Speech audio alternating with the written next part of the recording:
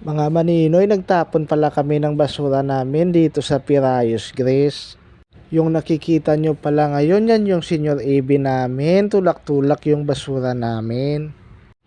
Dito pala sa barko namin, hindi kami gumagamit ng incinerator. Kaya dito na lang kami nagtatapon sa puerto sa Pirayos, Greece. Sa totoo lang, kalahati lang ng basura yung naitatapon namin. Kasi isang truck lang yung nagpipick up ng basura dito. Yung basura namin sa garbage room, 2 buwan na yun, hindi pa namin nai-diskarga. Kaya sabi ng chipmate namin, yung kalahati lang muna. Yung kalahati doon naman sa Italy. Halos 2 buwan kasi yung ikot namin pag mula dito sa Europe papuntang Amerika.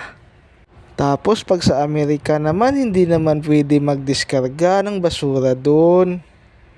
Kaya natatambakan kami ng basura sa garbage locker namin. Dito pala mga maninoy, pag sa Pirayos, Greece, napaka-busy namin. Dito kami nagtatapon ng basura, dito kami nagbabangkiring, dito kami nagdidiskarga ng sludge namin. Sa mga nanonood ngayon, baka pwede pakipalo ng channel ko. Maraming salamat pala sa nag-subscribe na sa channel ko.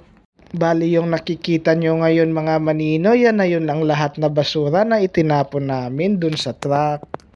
Pagkatapos namin magtapon ng basura, dito naman kami sa bunkering. Yan naman yung nakikita nyo, yun ang tinatawag namin na bunker barge. Dito pala mga maninoy sa Pirayos, Greece, napakaganda. Tingnan nyo naman, may bahay ba yan o hotel overlooking yung dagat. Ito naman mga maninoy, ito naman yung tinatawag na sludge truck. Dito din kasi kami nagdidiskarga ng sludge, dito din sa Pirayos.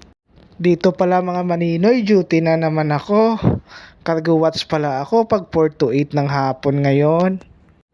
Mga maninoy, madali lang naman mag-cargo watch. Tingnan mo lang yung kargada pag diskarga.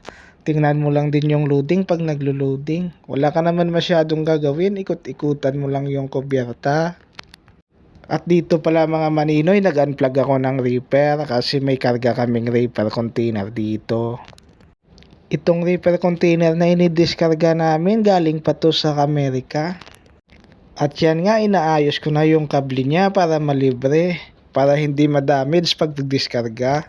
Baka magtanong kayo mga maninoy kung ano ang laman ng reefer container na yan.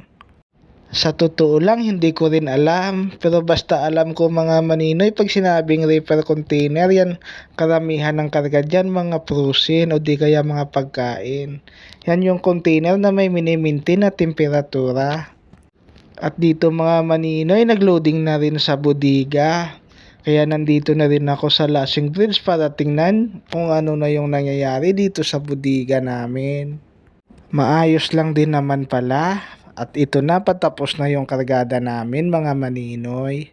O paano yan mga maninoy, hanggang dito na lang muna. Paalam!